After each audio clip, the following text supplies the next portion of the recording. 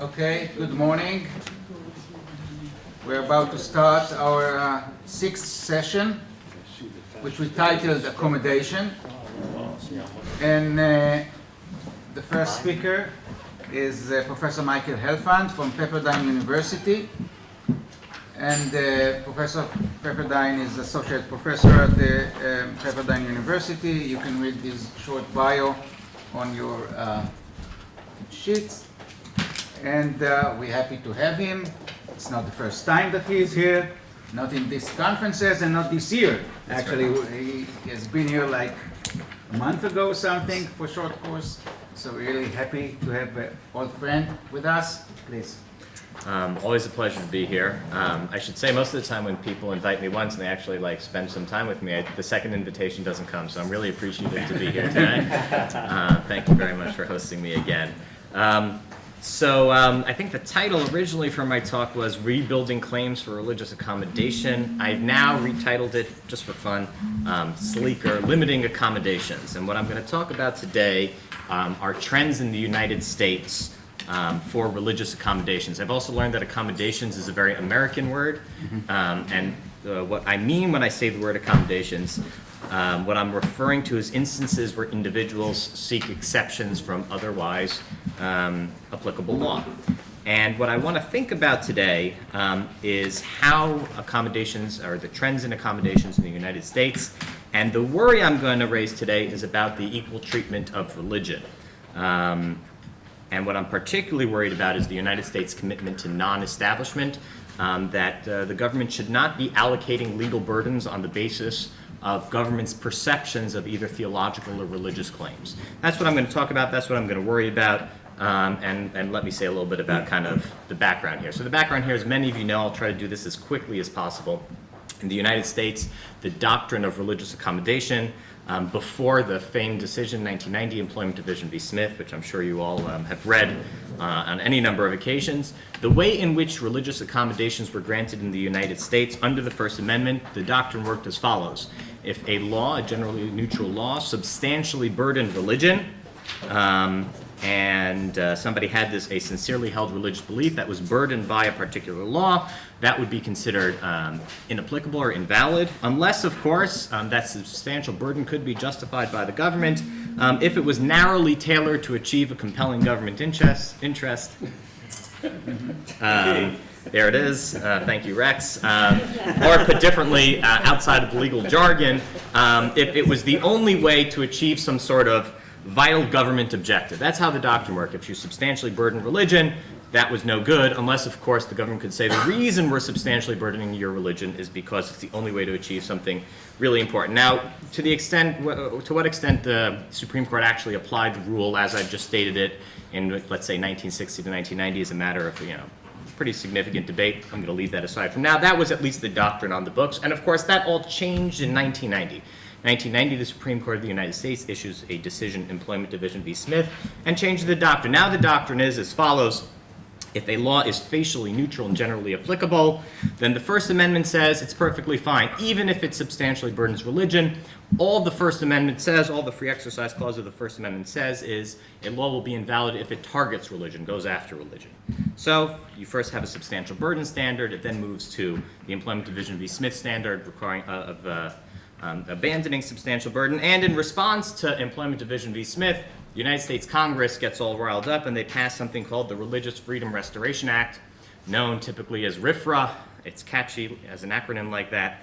And the idea behind RFRA was Congress said, we don't like the decision Employment Division v. Smith. We'd like to restore the law, hence the Religious Freedom Restoration Act. We'd like to restore the law to what it was prior to Employment Division v. Smith. The Supreme Court that says that can only apply to federal law. 30 states have various types of laws that kind of mimic the federal Religious Freedom Restoration Act.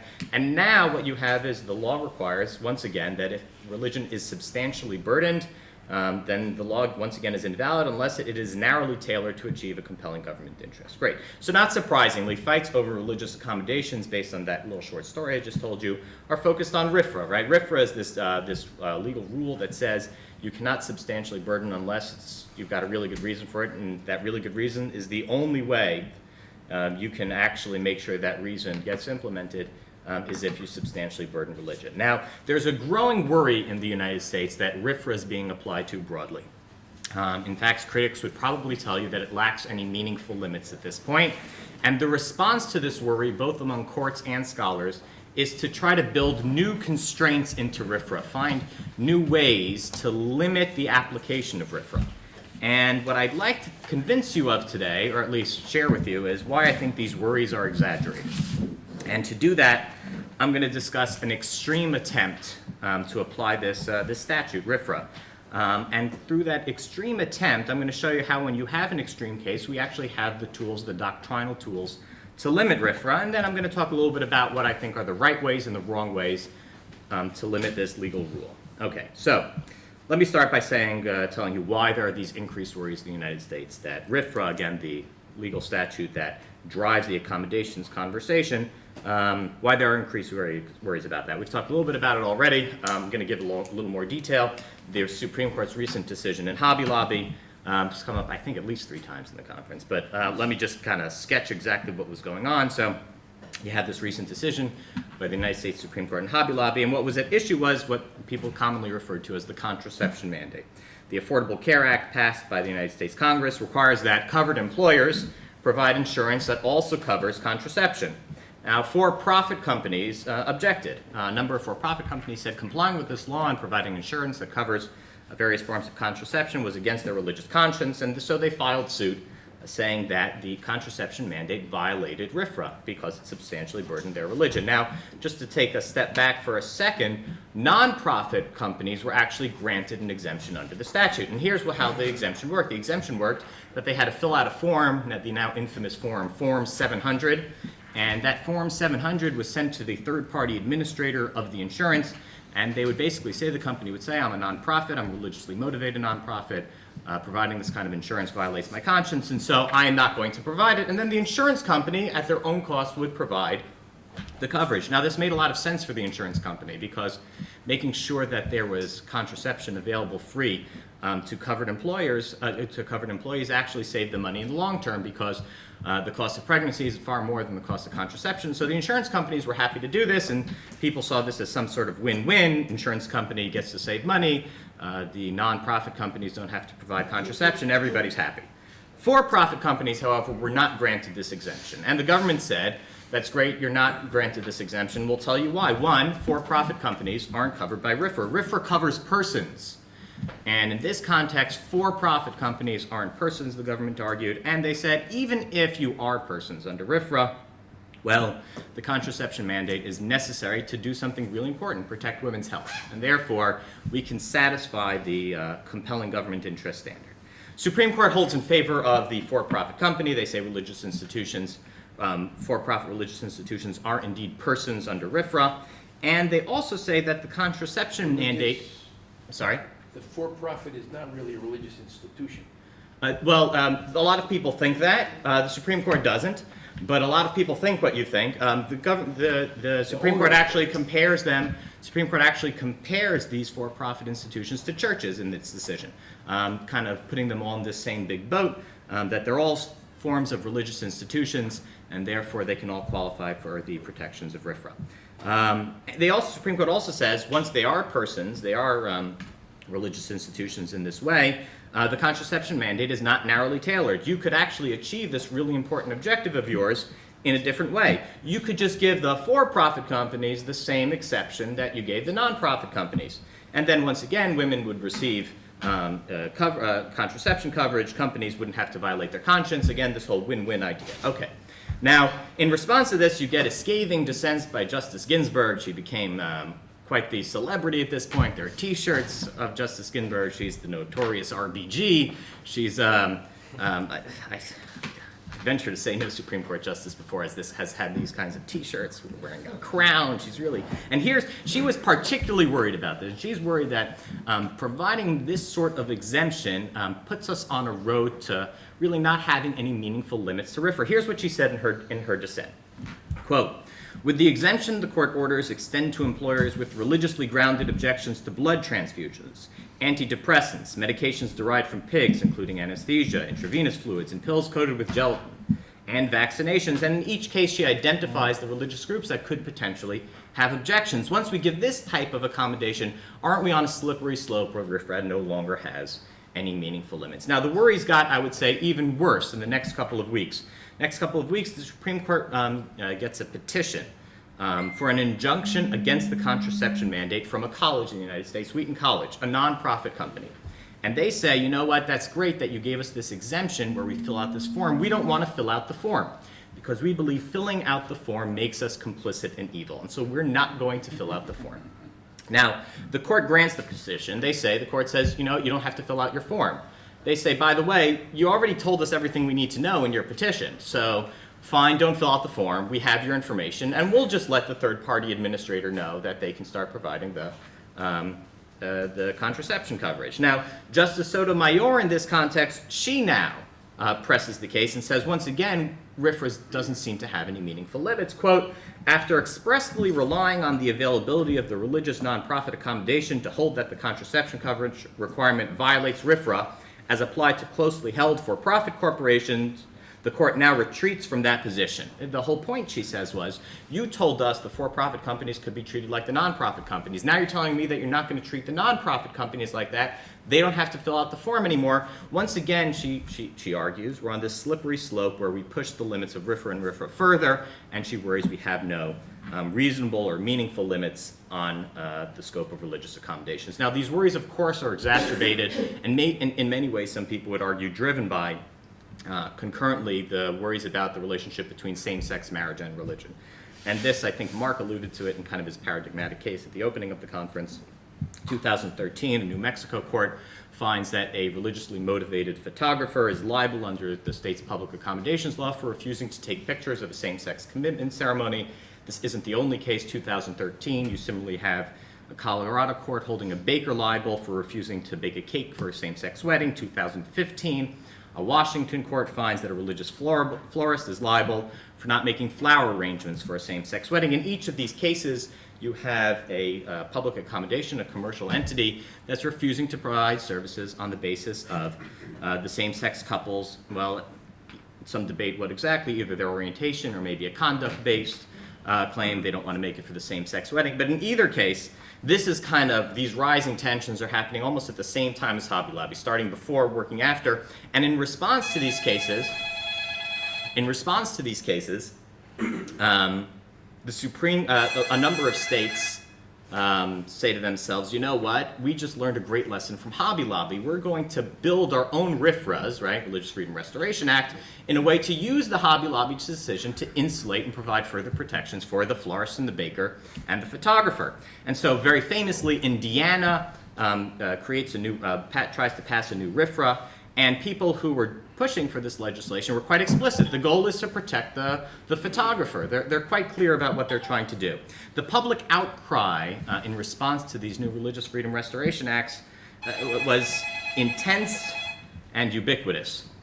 It's hard for me to kind of fully capture how ubiquitous they were. You had athletes, pop stars, actors, writers, politicians, CEOs, all going on social media, you know, decrying the passing of this new religious liberty law. I mean, I did a talk at a high school on the Upper East Side of New York, of Manhattan, and I asked them how many knew about this religious liberty law. High school students in the United States know nothing, okay? They know absolutely nothing about the news, and what they all knew about this because Ashton Kutcher and Miley Cyrus, I mean, they're all tweeting about the CEO of Apple, everyone. 4 mayors in the United States said they would prohibit public government-sponsored travel to Indiana.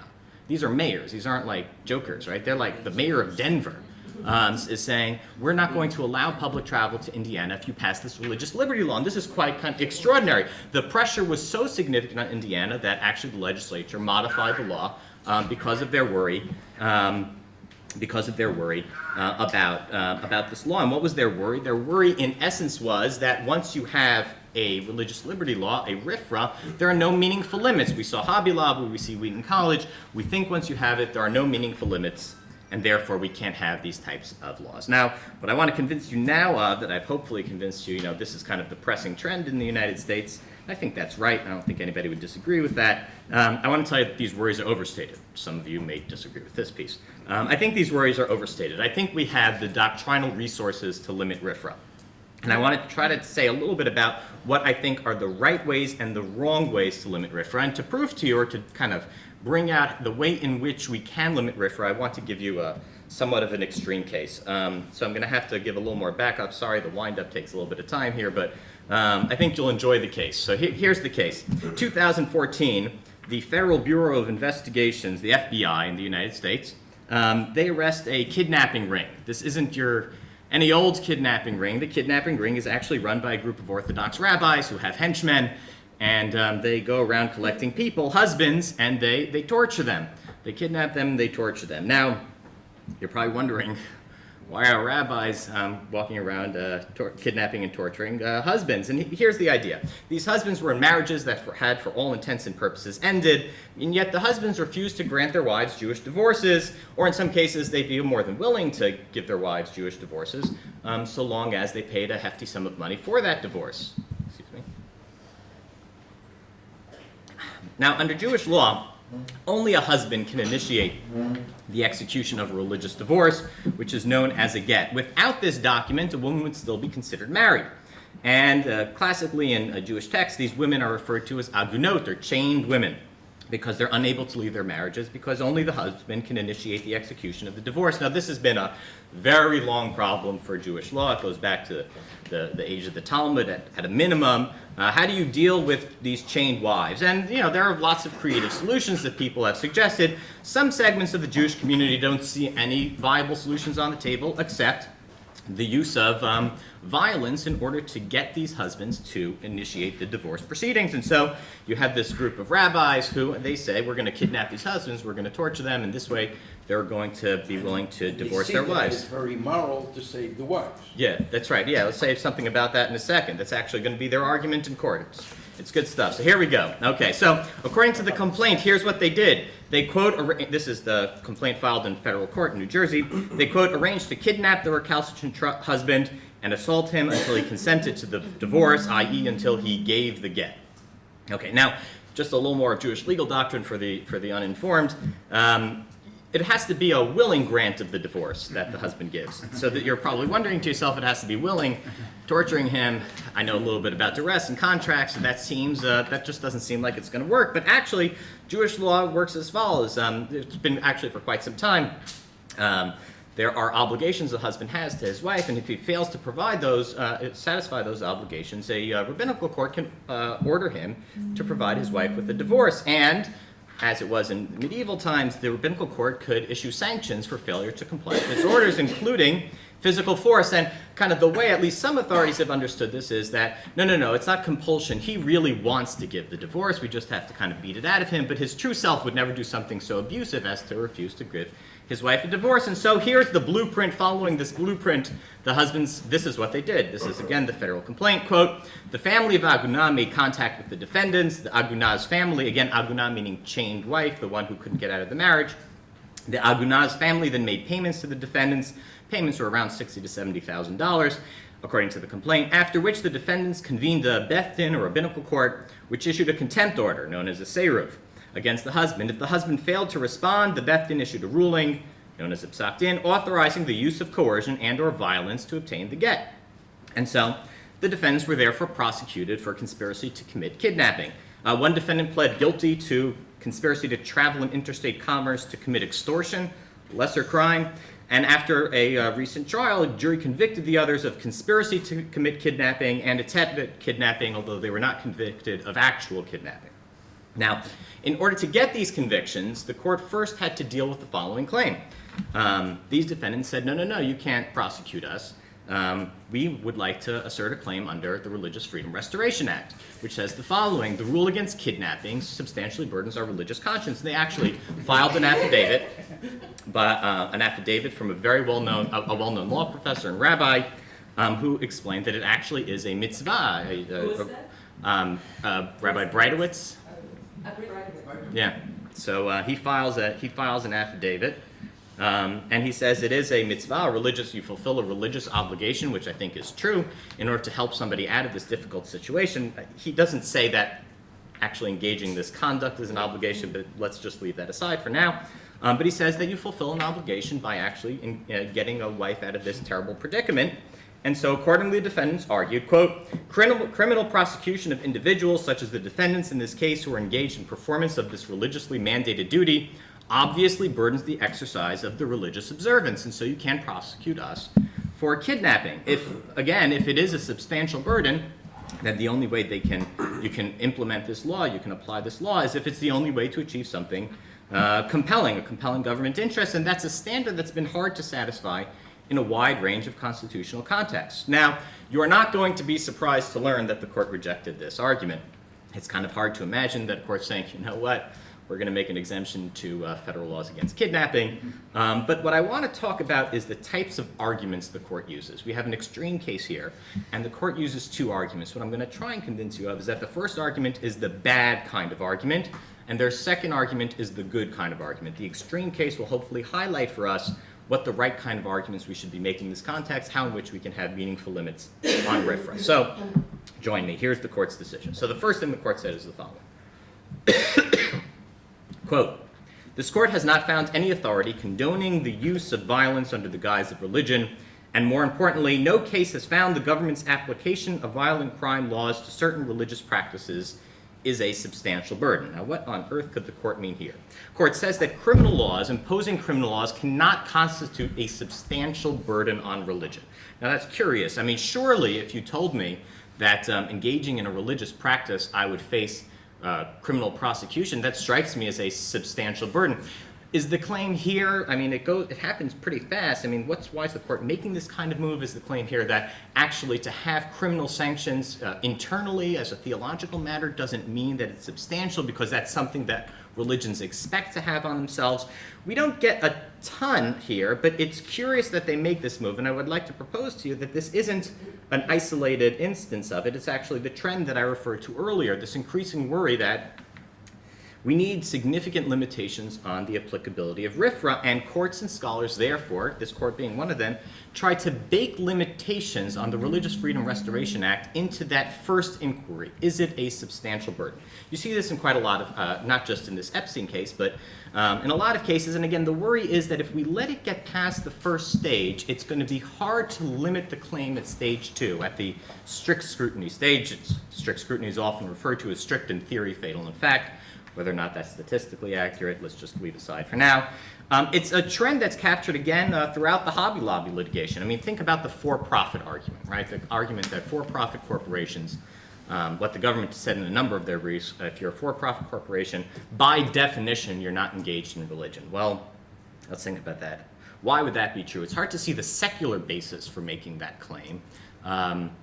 Secular law doesn't really tell us much about what religion is. I mean, making a claim as to whether or not a for-profit corporation is engaged in religion is a theological question, whether or not a religious entity or institution, by engaging in profit, therefore cannot also be engaging in religion. Now, it's not surprising that we're seeing this type of claim because, again, it's the type of claim that tries to cut RFRA claims off at the pass. It tries to say, you're not a person under RFRA, or there's no substantial burden under RFRA because we don't want to get to the strict scrutiny stage, because if we do, we don't believe that we have any real significant or meaningful limits. But what we see as a result is that the government is engaged in the type of claim you would have thought would have been prohibited by the Establishment Clause, which is allocating legal burdens on the basis of theological assessments, whether or not for-profit activity can be considered religious. And this strikes me as peculiar, and not just peculiar, but wrong. And the temptation to make this move is actually often quite strong. I mean, I mentioned before the Form 700, right? Somebody says, Wheaton College says, filling out Form 700 violates our religious conscience. And people here chuckled, right? Because how can this be? I have a friend who actually recently wrote an article titled "Paperwork is a Substantial Burden." And she doesn't mean that in a complimentary way. She thinks this is all absurd. But how do we know such things? Here's what the D.C. Circuit had to say about this type of claim. The challenge regulations do not impose a substantial burden on plaintiffs' religious exercise under RFRA, filling out this form as a nonprofit. All plaintiffs must do To opt out is express what they believe and seek what they want via a letter or two-page form. I mean, come on, just fill it out. That bit of paperwork is more straightforward and minimal than many that are staples of nonprofit organizations' compliance with law in the modern administrative state. Or put differently, from the DC Circuit, just fill out the freaking form. It's 2 pages long, it'll take you 2 minutes, what's the big deal? But the point is, these types of claims, when baked into the substantial burden inquiry, it's a theological claim. It's a claim that says that it cannot be the case that for you it is religiously substantial to fill out a form. And how do we know? Well, we've told you. These types of distinctions in the end have to be based on some sort of theological assessment of substantiality. And it's very difficult to see what resources a liberal nation state dedicated to principles of non-establishment, how on earth they can find the resources to make these sorts of claims. They often, first of all, get these kinds of claims wrong, and I don't see how they can see these things as consistent with the Establishment Clause. Now, I want to say this is not the first time we've seen this move. In the years leading up to Smith, we saw this move in the 1980s. The Supreme Court, in a number of decisions, you saw their increasing discomfort with the substantial burden standard, and I don't want to say a lot about this. I'm already going to go way over time. And trying to really chip away at the substantial burden by trying to find ways in which to make claims that certain types of arguments or certain types of instances weren't substantial burdens. In fact, in applying RFRA, some federal circuit courts in the United States still consider the centrality of a particular religious activity. Now, how a court can engage in these centrality inquiries it strikes me again as bizarre. It struck Justice Scalia as bizarre in Employment Division v. Smith itself. These are the types of inquiries that courts are not, again, dedicated to principles of non-establishment, ought not to be making. And let me press this even further. I see here a deep equality worry.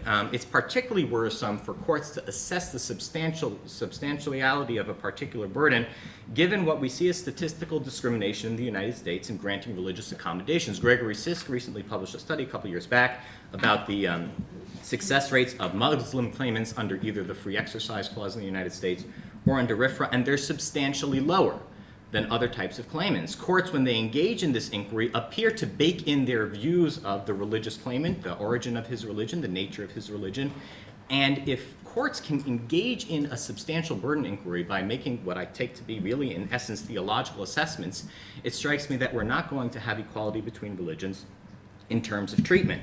We're giving courts way too much authority to make these types of assessments, and I don't think we will like to reap what we sow. Now, I want to be clear about my claim here. I'm not saying that courts should not engage in substantial burden inquiry writ large. They should not engage in theological assessments, but they surely should engage in the substantial burden inquiry. They should do it in the way we always did it. Take the famous Sherbert v. Werner case. No chance I'm going to finish in 3 minutes. I'll get there. I'll try to be entertaining. Okay, there we go.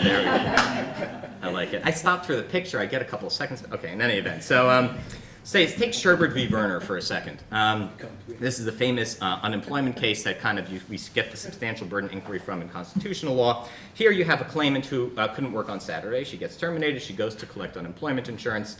She's told, no, you were terminated for cause because you refused to work on Saturday. She says it was a religious observance. These facts are probably familiar to you. And the Supreme Court says you can't refuse to give her unemployment benefits because doing so would constitute a substantial burden. Now, what kind of assessment of substantial burden do we engage in that type of case? We don't ask a theological question. The burden is how many dollars did you lose because you didn't get your unemployment insurance? Now, that type of inquiry a court can easily engage in. A court can engage in line drawing about civil interests quite easily. We think $10 isn't substantial. We think $1,000 is. These aren't assessments based on the internal theology or doctrine of religious entity. They're on the basis of civil interests that courts are tasked with and obligated to assess. They're perfectly capable of engaging in this line drawing, and so they don't get into any trouble when they engage substantiality in this type of way. But it's when they try to turn into kind of theological inquisitors, so they try to figure out what's substantial in terms of your internal theological constructs, that is where I claim, or where I'm arguing, they get into a lot of trouble. So, if I said all this, aren't I just kind of bolstering the claim that there are no meaningful limits on RFRA? And I'd like to tell you no. Let's look at Epstein. Back to Epstein, my little story that I told you back a couple minutes back. Here's the second argument that this court in Epstein advances. Here, in the specific context of violent crimes, the government unquestionably has a compelling interest in uniformly applying kidnapping laws to prevent serious crimes of violence. It is beyond cavil that the duty to prosecute persons who commit serious crimes is part and parcel of the government's paramount responsibility for the general safety and welfare of all its citizens. Now, this strikes me as the right kind of argument. Focusing on the compelling interest at stake, the government interest at stake, is the way we should figure out whether RFRA claims should or should not be denied. They constitute focus on government interests and not theology. And what really should bother us about cases like Epstein is not the theology implicated. I don't care why somebody has engaged in this type of kidnapping or coercion.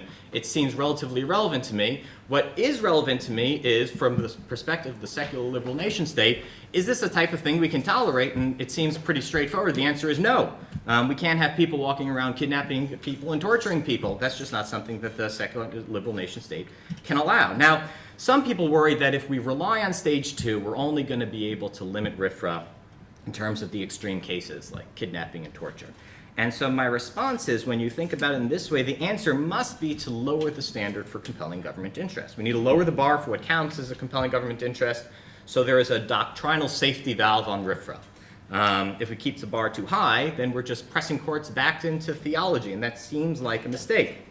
If we lower the bar, we can allow courts to engage in a far better balancing of religious interests and secular interests, and in so doing, courts will be tasked with doing what they do best, assessing what civil interests are at stake in a particular request for accommodation. I think this is particularly pressing when we realize that so much of these contentions and contentiousness are driven by conflicts between religion and same-sex marriage in the United States.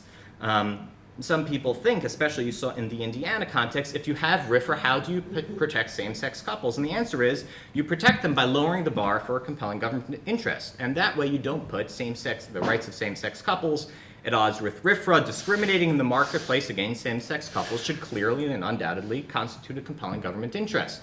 And in this way, in the second stage of the inquiry, we can quite easily ensure that if it's a compelling government interest, we don't allow these types of RFRA claims. We don't need to worry that RFRAs are going to be a threat to the rights of same-sex couples, and our worries about whether RFRA can be limited does not need to turn our courts into divinity schools.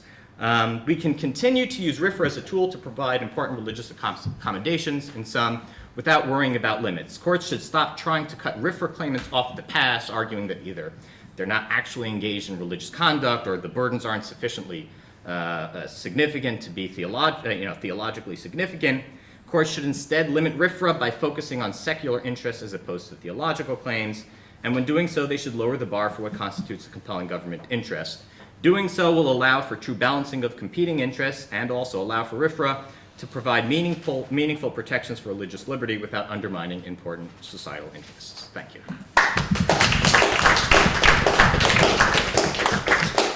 Thank you very much for this fascinating presentation. I can think of many, equivalents from other jurisprudence, like Israeli jurisprudence, many Supreme Court decisions which involved exactly in the same dilemma. So let's open up for discussion. Please, let's start with Susan. I have a question that's stimulated by it, but not directly related, and that is about Israeli jurisprudence. What's most striking to me when I listen sometimes to papers or read decisions is that there seems to be a kind of cultural slant in Israeli jurisprudence that believes and is sometimes advocated that it is extremely important to counter religious arguments with a religious argument. Right? That it is exactly the bad argument that you are isolating. And it's from a comparative perspective, it is really striking to me that, I think that the objection that you make seems so sensible to me, Michael, and so from the perspective of a kind of American ear, it seems to be the height of a certain form of audaciousness for a secular court to tell a religion what is important and what is not important. So I'm sort of curious in just opening up the question as to why there is a cultural difference of this kind within Israeli circles. I'm just so curious about it. I haven't had, this is a good opportunity for me to put this question on the table. Yeah. Do you want me to take a couple of questions? Yeah. Okay, David.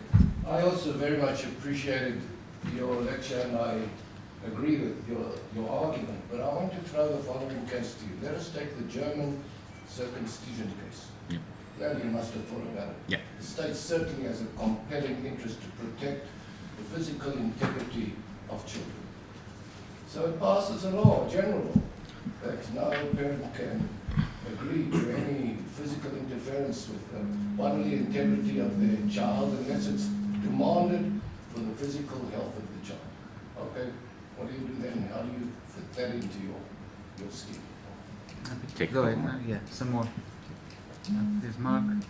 So, I very much agree, actually, with your analysis. You sound as well. surprised. We've been fighting a little bit, but you know, the way Between friends. You know, of course, but you know, the way I would think about it is that what the courts are trying to do by saying there's no substantial burden here is erasing any potential conflict. Saying there's no substantial burden means there is no conflict between religion and what the law requires. And what you're doing is saying no. You know, you have to. Who are you, court, to say there's not a substantial burden? There is an encroachment on religious freedom. The question then is, what do we do about it? How do we resolve the conflict? So I'm agreeing with you there, and I'm not sure that I agree that it would violate establishment principles for a court to, in all circumstances, make those kinds of inquiries. I'm not sure, and I'm not sure that's even consistent with positions that you've taken in the past. But never mind that. Okay. I'll respond to that also, Okay. but yes. But what I'd like to push you on, or think more about, is the following.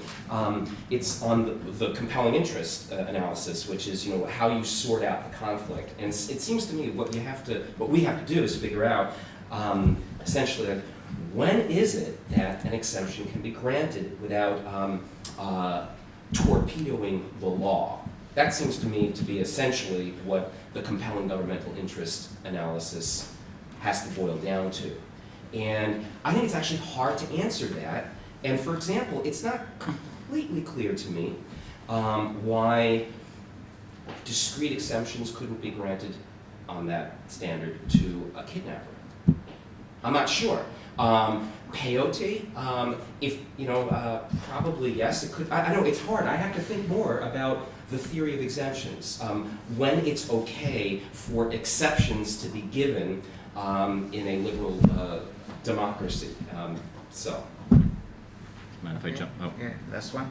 okay. Yeah, I'm gonna well- forget the first one. Okay, yeah, okay. Mine may not be quite related, but we can talk about it afterward. It's not, but I got sort of stuck or very interested in your argument about whether activities of for-profit corporations are by definition not religious. Yeah. And we had a couple of essays in this Africa volume that I just edited, one from Nigeria, one from South Africa. The Nigerian one was concerned about religious organizations acting, you know, in a kind of prosperity gospel way, you know, greedy pastors sort of taking money from people in a context of corruption. The South African one, which I remember less well, was something about the different incorporation laws in South Africa and how religions fit into them, and there are certain ways in which they're classified as corporations or not. So I'm just wondering about the distinction you're making between for-profit, non-profit. I mean, it seems we're in an era, at least in U.S. organizations that I know, where non-profits often act like for-profits, and non-profits like universities, for example, have become corporatized. I mean, I don't know what, I guess I'm not even sure myself, because I don't focus on this area of our framework. If I wanted to establish a church and get IRS exemptions, you know, what do you fill out for that? Is there something in there where you have to describe what you do as religious? Is that a way around it? Okay. Let me fight. Okay. Okay. So just in terms of the distinction, I'll try to go in order. You know, the cultural distinction between the fact, you know, how the Israeli Supreme Court, for example, and the U.S. Supreme Court deal with this. I mean, I think it comes down to having an establishment clause. I mean, I think that's what, you know, delimits the type of legal conversation we have about these types of claims, and kind of like an establishment clause, and I'm a fan. Obviously, if you don't have an establishment clause, like, there's a lot more that's fair game. Courts get to say lots of stuff and establish lots of institutions, and you can establish a religion, and it comes with a whole host of problems, and I'm going to go back to the U.S. tonight, so good luck with all that over here. Keep me posted. Okay, in terms of circumcision ban, so let me just say the following. I think your description kind of pressed the case a little bit. So I would say I would start by saying, if you ask me about this, first of all, the American Medical Association recommends circumcisions. Let us assume that they didn't. Yeah, okay, which is what they did by the, But yeah, in yeah, Europe they don't. Make the assumption.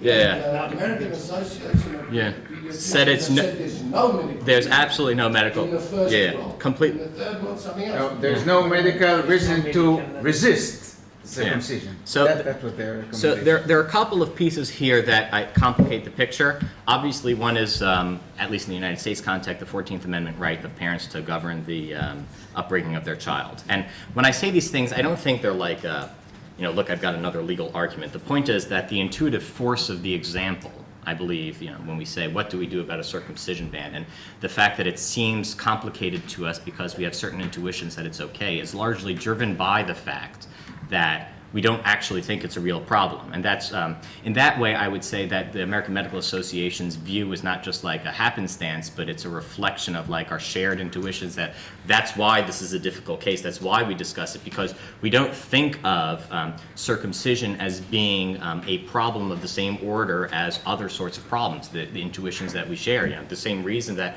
this comes up and the German court has to kind of do what it does, and the German legislature has to respond the way it does, because we don't see like an actual threat to the integrity of the minor. I mean, we think in a variety of circumstances, parents ought to have the right to decide when a child needs a particular form of surgery. If it were the case that, like medical, like all our intuitions changed, and there's a shared medical view that this was like a really bad thing, then that would be a compelling government interest. And I'm going to say something more about that when I just come to Mark's. Would there be accommodation? Yeah, I don't think so. I think the answer would be no, but that's not where.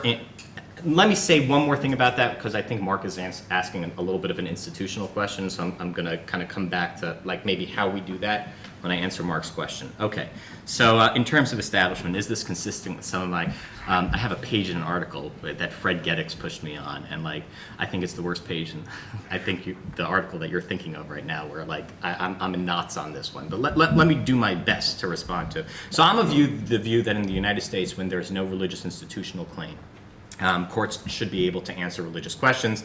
I forget who I was talking about this, but like there's a class action lawsuit right now in the United States against Hebrew National as to whether or not their hot dogs are really kosher. Somebody wants millions of dollars back. And it was recently dismissed because they say they're engaged in fraud. By the way, I'm not going to say that on. That would be defamation. Okay, well, okay. In any event, the Hebrew National is wonderful. So, in any event, there's a claim of fraud. So, and the court says that we can't decide, and I think that courts actually are competent to engage in this inquiry.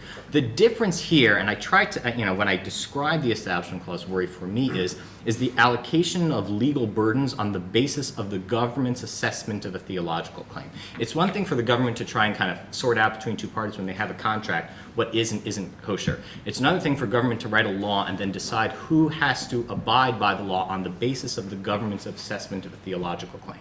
That strikes me as moving far closer to real core Establishment Clause worries. We think your religion is substantial, we think your religion is insubstantial. And if you want to get a sense as to why this isn't just like a little doctrinal nicety, I mean, the statistics about the way in which Muslim claimants are treated in the United States, I mean, that should worry us a lot. That means you have federal judges who on a regular basis, whether they're conscious of it or not, are treating certain types of claims as less significant.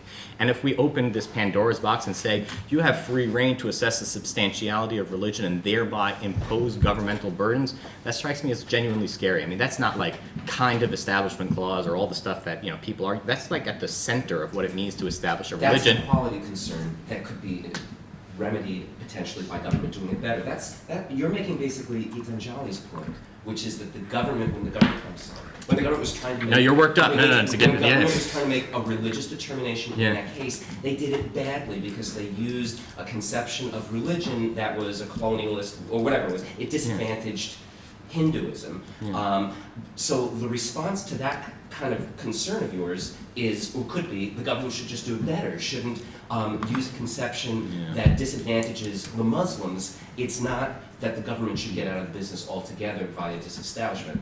Yeah, and I think my view would be the government isn't capable of doing it better. When I say isn't capable of doing it better, the Establishment Clause principles ensconced in the First Amendment are meant to say you can't do this, not try to do it really well. We don't really care about these, do a good job of it. It's the reason we require as a constitutional matter that you stay out of this is because we know as an institution this is what you are going to do. And again, that's why I think we need to find some other doctrinal safety valve, and I think we have it. So that's at least how my views, in my mind, remain consistent. I don't know if that helps. So then you said, well, when can we grant exemptions? How do we do this? And this gets back to the earlier question. And what I would say is assessments of, listen, there's no great answer to this. In the end, somebody's going to have to make a call, right? Somebody's going to have to line it up, say that we have moral considerations, ethical considerations, political considerations, social considerations. And somebody's going to have to look at all those things and look at two competing interests and say, I think that this is compelling. This isn't like some sort of, there's nowhere to look for this. Somebody's just going to make a call. And the question we have to ask ourselves is, who do we want making that call and when do we want them making that call? And if you ask me from the wide range of institutions available, who do I want making the call? I'd probably pick a judge. I'd probably pick a judge who gets two parties with representatives to make the claim as forcefully as possible, and then the judge looks at a particular point in time and says, this is where we are as a political society. And that's the way in which a judge represents all these varied interests. I think that's the best we can do, and I'm cool with that. And so if one day the judge looks at everything and says, circumcision no-go, then circumcision's a no-go. And that's just life, and we keep on going from there. It's, I think, as an institutional matter and substantive matter, the best we can do. If somebody's got, by the way, a better idea, I'm completely game for it. But I think, as far as my imagination goes, I think this is the best we can do. Now, just to get to the last question, just for-profits versus non-profits, I actually don't know a ton about, sometimes a friend of mine, Nathan Oman and Alan Meese, wrote an article kind of talking about the way in which for-profit corporations, actually you can incorporate a wide range of things into your like kind of bylaws or statements as to what you are as an entity. And I'm actually not tremendously persuaded about incorporating those things into your bylaws because I don't think employees read them, and therefore I don't think they should matter in a certain level. And this gets me off on a completely different train of argumentation about how I think we determine what types of entities are religious institutions. Let me just say the following. I don't know how the government in its briefs, and it didn't do this before the Supreme Court, but it did it in its briefs leading up to the Hobby Lobby. If you look at the district court, their district court brief says things like, for-profit corporations by definition are not religious. I see no way to say those words without engaging in theology. It strikes me as like some kind of extreme version of render unto Caesar. But if you ask me what a kosher butcher is doing, I mean, this is a complicated question. I mean, the ones who are actually like, bringing in real kosher meat. In LA, we have some trouble sometimes with things like that. But there's recent very bad scandal. They're kind of bringing meat in the back and it wasn't really kosher. Shh, don't tell anybody. Video cameras are a problem sometimes. In any event, the ones who are really dedicated to like bringing kosher meat, and you look at the way that they've got a rabbi sitting around and like their entire clientele is religious in a particular way. By the way, the kosher butcher is the example that the 10th Circuit Court of Appeals used in Hobby Lobby to kind of argue that this is, you have for-profit entities that are engaged in religion. I mean, I don't know how you how government can make an assessment that it is not by definition religion without theological resources, and that strikes me as a big problem. And I'd say this is increasingly a problem in the United States when you see the rise of megachurches in the United States. I mean, some megachurches have cafes. I once read about a megachurch that provides car repair services to single mothers on Sunday morning. Now, I think this looked kind of for-profity, but like we also understand why they might be doing it. I mean, these are really tough questions. I'm not sure I want courts trying to, as a theological matter, trying to slice this thing up. They strike me as a bad institution to figure out theological questions. Put differently, to the extent that I'm confident that who do I want to figure out what government interests are salient and compelling, I think courts are great. I'd say on the same measure, I think they're really bad at theology. Thank you. Okay, so I want to comment or to ask something. First of all, the Israeli situation. There is in Israeli jurisprudence a voice similar to that. For example, I would mention here Professor Yitzhak Engelhardt as a scholar and as a judge in several cases. He said to the court, don't decide when Justice Barak tried to balance between religious freedom and other public interest. He said, you can't balance it. You can't appreciate exactly the weight of the religious interest. For example, in the case in Rishon LeZion, whatever. I won't get into details here. But the problem is that you have, as a judge, for example, to assess the sincerity of the claim. Once a person raises a religious claim, he has to assess the sincerity. So is it really something or just an excuse? And for this sincerity, you have to engage and to read carefully his claim. And this, in some way, get you into what you call theological. And there are, if the court has a problem with this, it can invite, experts from the religion to assess, to say, there are some claims in the name of religion which are nonsense or very, they don't have any weight. So in order to make a decision, I think the court is any other case, and religion is not different in this case. Religion is not different. If many other, cases or claims that you raise, you have to assess the sincerity and the weight. So I chuckled when you did that because Rex and I were talking this morning. I said, I'm cutting the sincerity piece of my presentation. And I said, but hopefully somebody's got to ask me it in questions. So I'll just stick it in over there when somebody asks me. So thank you so much for participating. I really appreciate it. So here's what I want to say about sincerity. So I actually think the Epstein case is a really good example of how to think about the right way and the wrong way to address the sincerity claim. So I would say sincerity, yes, weight, no. And let's think about the sincerity claim in Epstein. So what would if I wanted to say, again, it has to be sincerely held religious beliefs such that a substantial burden poses a problem. So I don't know, I think courts can engage in the following kind of inquiry. So you say you're sincere that the reason, it was religious, the reason why you needed to kidnap and torture these guys. That $70,000 check they cut you. And the government emphasizes this in their brief. One of the headings of one of theirs, the defendants committed torture for money, because they get the whole point that, come on, man. I mean, you think this is so important that they had to cash a $70,000 check? Now that type of claim for a court to make, I take them to be engaged in the type of kind of secular civil analysis, and to say, we think not talking about the substance of what you're claiming, just we are not going to buy your argument that you are sincere if your attempt to engage in this religious activity is for $60,000 to $70,000. And they could respond, by the way, you don't understand how much it. Yeah. I was about to say, do you know how much henchmen cost these days? I mean, that's pricey stuff. Yeah. No. And this is fine. While humorous, I would also say that.